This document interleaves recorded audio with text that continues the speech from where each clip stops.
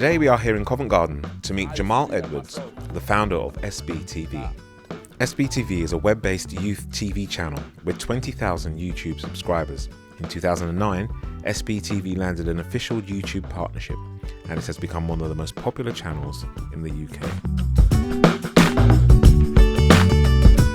Okay, sir, pleasure to meet you here. Can you tell us your name and your company? My name is Jamal Edwards and my company is SB.TV. I got a camera for Christmas and then I just started filming around my estate, and then from then it kept on growing and growing and growing. Okay. And is there any specific thing that you focus on in terms of the company? What do you film? UK stuff mainly. Recently started doing international stuff, but yeah, it started off doing UK grime and UK rap and hip hop, spitting bars straight to the camera on the street corners, anything. And how popular is the site? Well, I've just hit, when I left my house, I was on 15,750,000. So you're running this whole show on your own. How did you stay motivated when you were doing that?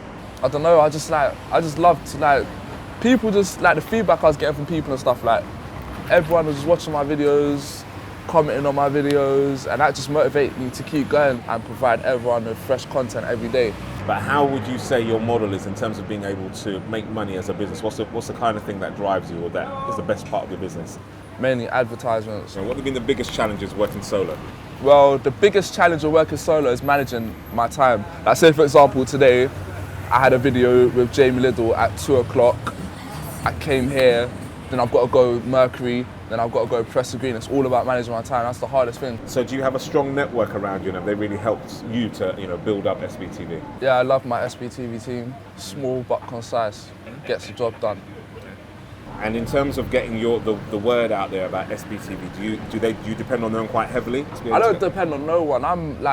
I may have a team, but I know I've got to do this for myself because I'm the one that's most passionate about it. Yeah, they work with me and that, but I know if I want to do something, I'm going to have to go out and do it. Obviously, I'll ask them and then they'll help me to do it, but at the end of the day, it's me. I'm the guy that has to thrive everyone.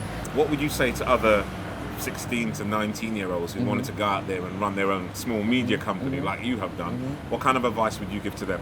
Just do your thing. Don't try to change yourself. Say for example, I've done F64, I do grime, all that, but I've recently done stuff with Kelly Rowland, Shay Songs, Drake, Sean Kingston, SB Denters, and that's obviously mainstream stuff.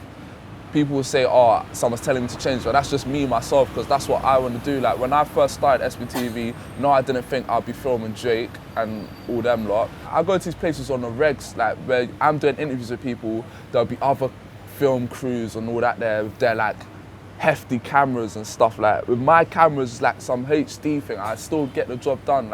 But loads of people would be looking at me who's this guy? Coming in here and that. But even people say I get more views on the internet than some of them. So it's not about what you've got, it's about how you do it. So how do you go from just being, having your camera and just going out and filming a couple of people? How do you go from growing that from something really basic to having, hundreds of thousands, millions of hits? Just pure hard work. It's enough. That's just it. Hard work. Hard work.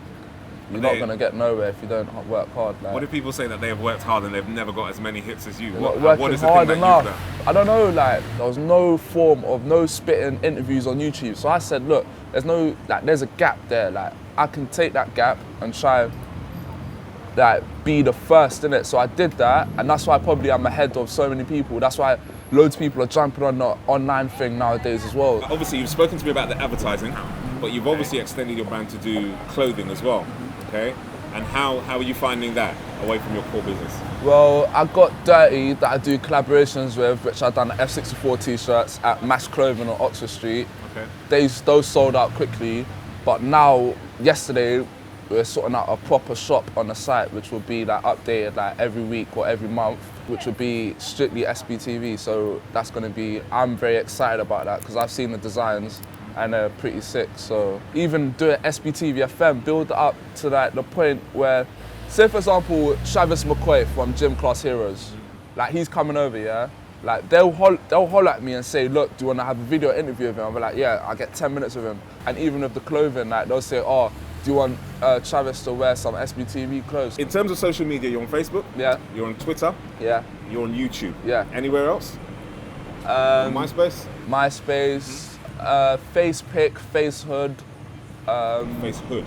Yeah. Okay. Across all those different media, how do you maintain your presence there in terms of your time, and how does it affect your business? Whatever I do, I'm always updating. So, like with Facebook, I've linked my Facebook and my Twitter together. So when I update my Twitter and put #FB, it goes straight to my Facebook, so that saves time, innit? So obviously you're building a successful brand, a successful business, but surely there must be, without mentioning any names, there must be people out there, competition, who don't like what you do. How do you deal with that kind of competition? I'm gonna say one thing to this question, and that's it. I'm chasing my dream, not the competition. And that's it. That's it. Okay, fantastic. So I want to say thank you, Jamal, for taking your time out for the interview. No problem, anytime.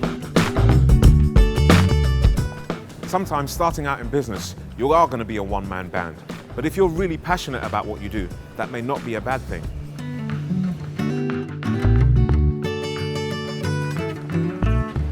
Whilst many people think that in order to be successful and reach your goals, you need a team, you can actually start to build a successful company on your own. Running a business on your own comes with its challenges, and one of them is time management. So if you want to be productive and successful, manage your time from the beginning.